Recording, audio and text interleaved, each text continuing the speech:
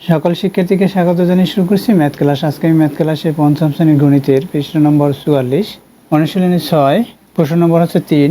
দেখো এখানে হিসাব করো 9 থেকে 15 পর্যন্ত। এটা হচ্ছে বিয়োগ এর সরল।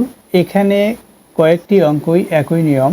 এখানে আমি তোমাদের এখানে 9 নম্বর এবং এই 5 নম্বর একই নিয়মের অঙ্ক। এখানে আমি 9 নম্বর এবং 10 নম্বর একই নিয়মের অঙ্ক। এখানে দেখো 11 নম্বর অঙ্কটি করে দেখাচ্ছি। এখানে দেওয়া আছে, লিখি দেওয়া আছে বা প্রদত্ত রাশি এখানে 3 বিয়োগ 3/4 এটা দেওয়া আছে। এখন এই অঙ্কটি আমরা কিভাবে করব?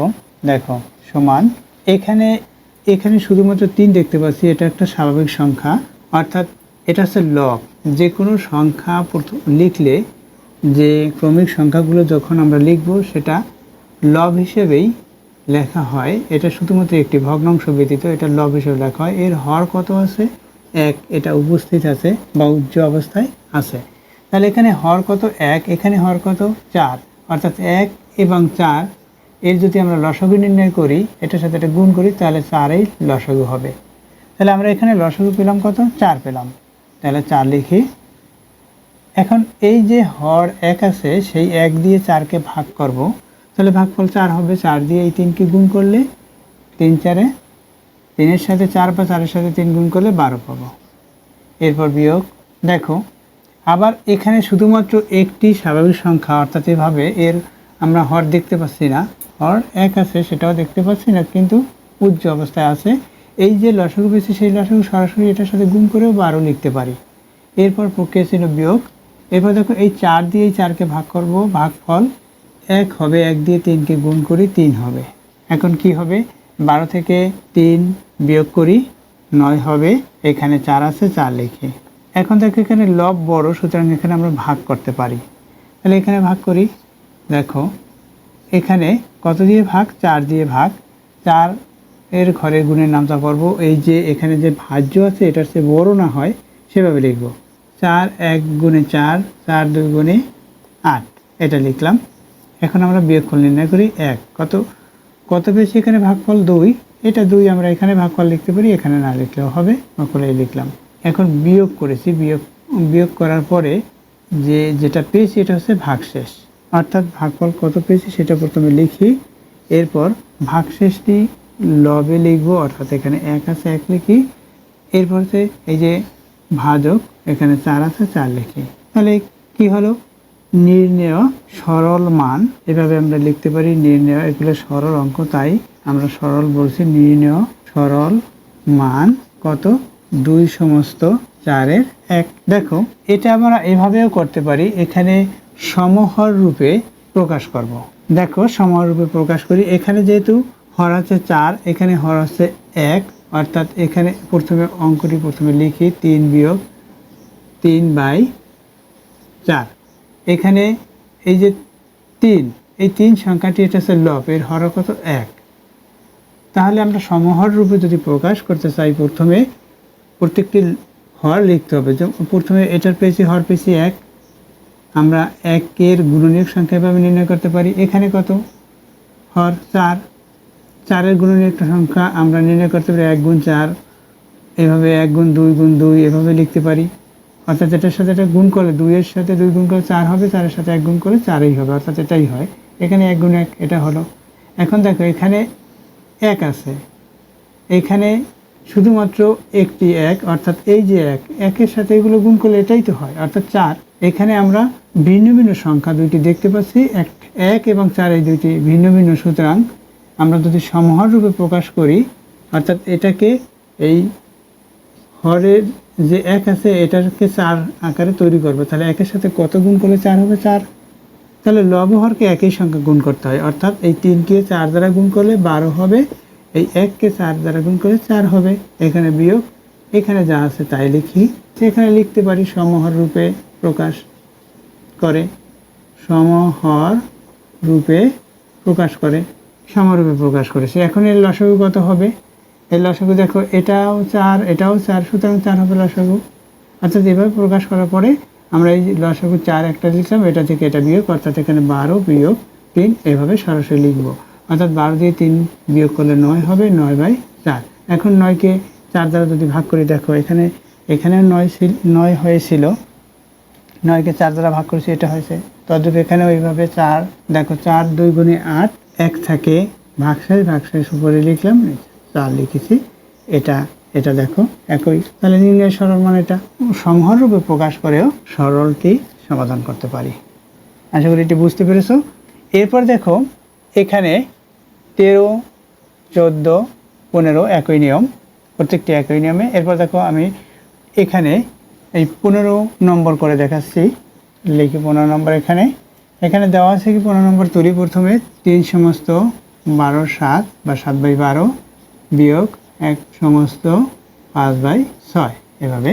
এরপর ইকুয়াল, এটা মিশ্র ভগ্নাংশ, সুতরাং আমরা এটাকে এই মিশ্র ভগ্নাংশকে আমরা অপ্রকৃত ভগ্নাংশে প্রকাশ করতে পারি কিভাবে? এই 12 সাথে 3 গুণ করব, 12 সাথে 3 গুণ আমরা এটা দেখিয়েও দিতে পারি, 12 গুণ 3, এরপর ব্র্যাকেট দিয়ে যোগ, এখানে লব যেটা আছে 7 এইভাবে লিখে, এরপর আছে 12 এখানে লিখলাম, এরপর এখানে বিয়োগ, এখানেও তদ্রূপ একইভাবে 6-এর সাথে 1 গুণ এইভাবে দেখাতে পারি, 6 গুণে 1, এখানে ব্র্যাকেট দিয়ে যোগ 5 বাই এখানে 6। এটা দেখো এখন এটার সাথে এটা গুণ করি, 3-এর সাথে 12 বা 12-এর সাথে 3 গুণ করলে 36 হবে, এরপর যোগ হচ্ছে 7/12, এখানে বিয়োগ, এটাও তদ্রূপ একইভাবে গুণ করি, 6-এর সাথে 1 গুণ করি 6 হবে, যোগ এখানে 5/6, এটা হলো।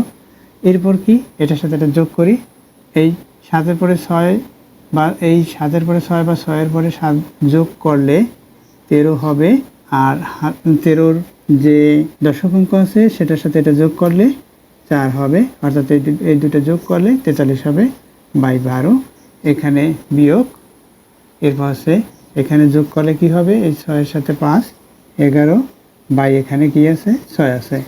এখন এখানে আমরা লসাগু করতে পারি, আবার এটাকে সমহর রূপে প্রকাশ করতে পারি। দেখো এখানে যেহেতু 12 দেখতে পাচ্ছি, এখানে 6, তাহলে 6-এর সাথে কত গুণ করলে 12 হবে সেটা আমরা লিখতে পারি।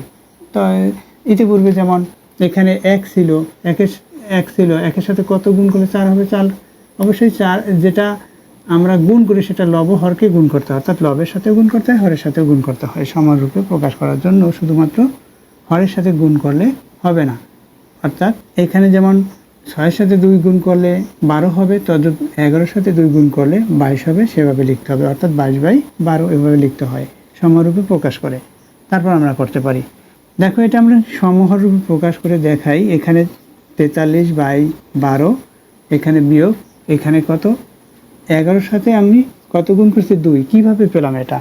দেখো এখানে 12, এখানে 6, প্রথমে 6 লিখি, 6কে আমরা এভাবে 6 গুণ 1 এভাবে গুণনীয়ক লিখতে পারি। এখানে যেহেতু 12 দেখতে পাচ্ছি, আমরা 2-এর সাথে 6 গুণ করলে 12 হবে। দেখো এইটা কমন, দুইটার ক্ষেত্রে এইটা কমন, এখানে 1 আছে, অর্থাৎ 1 না লিখলেও হয়, 6 পেলাম আমরা, এখানে 2 বাড়তি, অর্থাৎ এটার সাথে এটা গুণ করলে তো 6ই হবে, কিন্তু এটার সাথে এটা গুণ করলে 12 হয়, তাহলে 2 বাড়তি। এই যে 2 সংখ্যাটি পেলাম, এটা লবের সাথেও গুণ, হরের সাথেও গুণ করতে হবে, এই যে বাড়তি যেটা পেয়েছি সেটা। এভাবে আমরা যে আনকমন অংশটুকু পাবো সেটা আমরা গুণ করব, অর্থাৎ এই যে দুইটি সংখ্যার আনকমন অংশ, যেমন 2 আর এখানে 1, এখানে আনকমন অংশ পেয়েছি এটা, তাহলে এখানে 2 পেয়েছি আনকমন, সেটা দিয়ে আমরা লব হরকে গুণ করে এটা পেলাম। এখন কি পাই, এখানে 43/12, এখানে বিয়োগ, এটার সাথে এটা গুণ করি, 22 বাই এখানে 12, 22/12। দেখো এখানে লসাগু কি হয়, 12 হয়, তাহলে এখানে কি হবে সেটা আমরা লিখি, এখানে 12 হচ্ছে লসাগু, এখন 43 এখানে বিয়োগ, এখানে 22, এটা লিখলাম, অর্থাৎ সমান দিয়ে এটা, এখানে 43 থেকে 22 বিয়োগ করি, অর্থাৎ 3 থেকে 2 বিয়োগ করি 1, 4 থেকে 2 বিয়োগ করি 2, এখানে 12। এখন দেখো এই লব হরকে একই সংখ্যা দ্বারা ভাগ করা যায় কিনা, দেখো 3 দ্বারা এটাকে ভাগ করা যায়, 3 দিয়ে এটাকে ভাগ করলে 7 হবে, 3 দিয়ে এটাকে ভাগ করলে এখানে 4 হবে। এখন দেখো এরপরও লব বড়, সুতরাং এখন আমরা এখানে ভাগ করব, এখানে ভাগ করে সেই ভাগফলটা লিখব, অর্থাৎ 7কে কত দিয়ে ভাগ করব, 4 দিয়ে ভাগ করব, 4-এর গুণের নামটা করি, 2 বার যাবে না, 4 2 8, 1 বার যাবে, 4 হবে, বিয়োগ করি 3 হলো, তাহলে কি পেলাম, ভাগফল 1 পেয়েছি। এরপর আছে এই যে ভাগশেষ সেটা লবে লিখতে হবে, ভাজক যেটা সেটা হরে লিখতে হবে। এটা হচ্ছে নির্ণয় সরল মান। আমরা সমহর রূপে প্রকাশ করেছি। আবার সমহর ব্যতীত করতে পারি, সমহর ব্যতীত অর্থাৎ সমহর সমান না করে করতে পারি। কিভাবে? এখানে আমরা লসাগু নির্ণয় করব। এই 12 এবং 6-এর লসাগু, দুইটা যেহেতু 6-এর গুণে নামতে পারলে 12 পাই। দেখো এর পরের অংশ যদি আমরা সমরূপে প্রকাশ না করে করি, এরপর কি করব? এই পর্যন্ত করার পরে আমরা কিভাবে করব সেটা দেখো। এখানে যে দেখিয়ে দিয়েছি এটা না দেখালেও হবে, সরাসরি আমরা এই 12-র সাথে 3 গুণ করে 3 12 36, 36-এর পরে 7 যোগ করে এটা আমরা লিখতে পারি বাই 12। এই হর যেটা সেটাই লিখতে হয়। আবার 6-এর সাথে 1 গুণ করি, 6 হবে, 6-এর পরে 5 যোগ করি, অর্থাৎ এটা যোগ, যেহেতু 5 যোগ করলে 11 হবে, 11/6, অর্থাৎ এরপরে আমরা এটা লিখতে পারি। এভাবে না দেখালেও হবে। অর্থাৎ এরপরে কি করব? আমরা যদি সমরূপে প্রকাশ না করি, সমরূপে সরাসরি লেখা যায় তার এইটা, কিন্তু আমি দেখিয়ে দিয়েছি কিভাবে এটা আসলো। অর্থাৎ আমরা যে এই যে 2 পেয়েছি, এই 2 লবহরকে গুণ করে যেটা পেয়েছি সেটা লিখেছি। দেখো এখান থেকে দেখিয়ে দেই কিভাবে করতে হয় সমরূপে প্রকাশ না করে। অর্থাৎ এখানে 12 এবং 6-এর লসাগু আমরা প্রথমে বের করব। 12 এবং 6-এর লসাগু কত হবে? এখানে দেখো 12 এবং 6-এর লসাগু, এই 6-এর গুণের নামটা পরে 12 পাই, সুতরাং লসাগু 12 হবে। দেখো তারপরে দেখিয়ে দিচ্ছি এটা দুইটাই জোড় সংখ্যা, আমরা 6 দিয়ে সরাসরি ভাগ করতে পারি। দেখো 6 দিয়ে ভাগ করলে 6 দুগুণে 12, 1 হবে। এখন এগুলো গুণ করি, এটা 6 গুণ 2 গুণ 1 অর্থাৎ 12 হবে। 6-এর সাথে 2 গুণ করলে 6 দুগুণে 12, 12-এর সাথে 1 গুণ করলে 12ই হয়। তাহলে লসাগু 12 পেয়েছি। অথবা আমরা এটাকে প্রথমে 2 দিয়ে তারপর 3 দিয়ে এভাবে ভাগ করতে পারি। দেখো তাহলে আমরা লসাগু কত পেলাম? 12 পেলাম। সেই লসাগু যে 12 পেয়েছি, এভাবে বাই চিহ্ন দিয়ে লসাগুটা লিখতে হবে। এই লসাগু লিখেছি।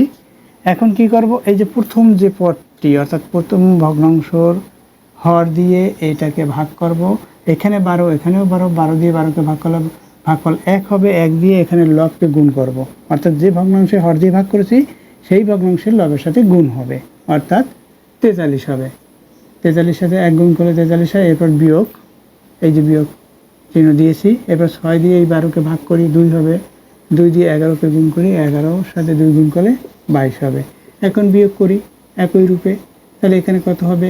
21 হবে বাই এখানে 12। এখন লবহরকে কত দিয়ে?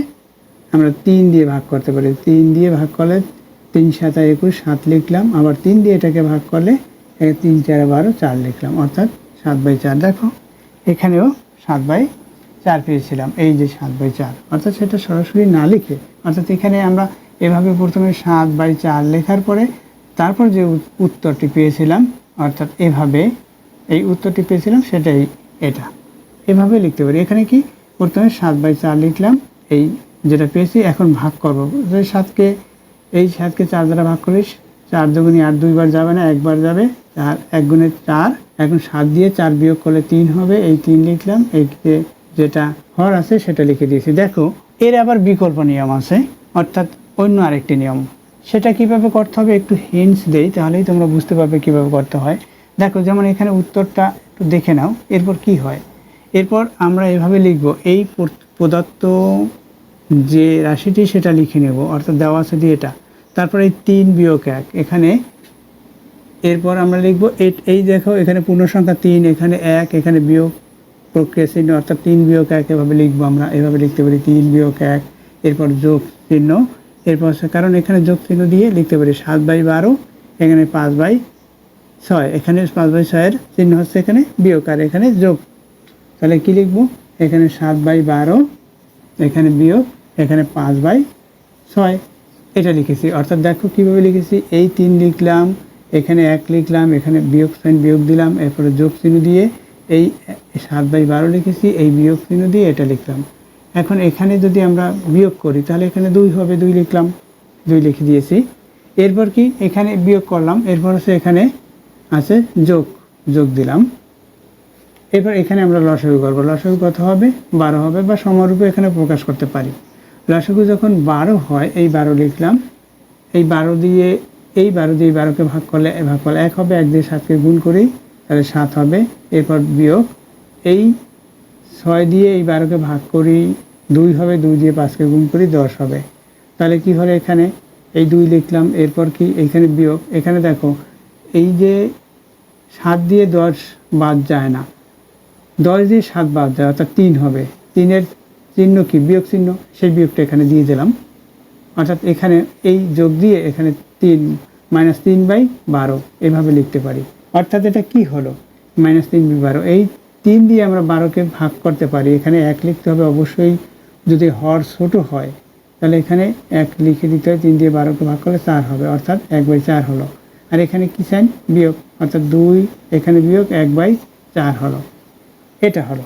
এখন আমরা যদি এখানে লসাগু করি, এখানে যেহেতু বিয়োগ সাইন এটা উঠিয়ে দেওয়া যাবে না এগুলোর মতো করে, এখানে বিয়োগ, তাই এখানে লসাগু করতে হবে। লসাগু করলে কি হবে, লসাগু করলে দেখো এখানে 4 লসাগু হয়, কারণ এর হরসে 1 1 এবং 4-এর লসাগু কত 4 হবে এটা। অথবা এটা সমরূপে প্রকাশ করেও করতে পারি, যেমন এখানে 4, এখানে হরসে 1 1কে কত গুণ দিয়ে গুণ করব 4 হবে, তাহলে 4 দিয়ে গুণ করলে 4 হবে, এখানে 4 দিয়ে গুণ করতে হয়, 4 দুগুণে 8 হবে। এভাবে সমরূপে প্রকাশ করেও আমরা করতে পারি। অথবা আমরা এখানে সরাসরি যদি আমরা লসাগু করি, দেখো এখানে 4 এবং 1-এর লসাগু হচ্ছে 4, এখন এই 1 দিয়ে 4কে ভাগ করলে ভাগফল 4 হবে, 4 দিয়ে 2কে গুণ করি 8 হবে, এখানে বিয়োগ, এই 4 দিয়ে 4কে ভাগ করি 1 হবে, 1 দিয়ে 1কে গুণ করি 1 হবে, তাহলে কি হলো 7/4। দেখো ইতিপূর্বে 7/4 পেয়েছিলাম, এই যে এরপর ভাগফলে এটা হবে, ভাগফলে অর্থাৎ এখানে 1 সমস্ত 3/4 হবে, এটা ভাগ করলেই এটা হয়।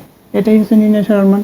দেখো এভাবেও করা সম্ভব, অর্থাৎ এটা বিকল্প নিয়ম, অর লিখে দিলাম। যে কোনো একভাবে, অর্থাৎ যেটা তোমাদের কাছে সহজ মনে হয় সেটাই ভালো করে রপ্ত করবে। আশা করি বুঝতে পেরেছো। এতক্ষণ ম্যাথ ক্লাসের সাথে থাকার জন্য সকলকে ধন্যবাদ জানিয়ে আজকের মতো বিদায় নিচ্ছি।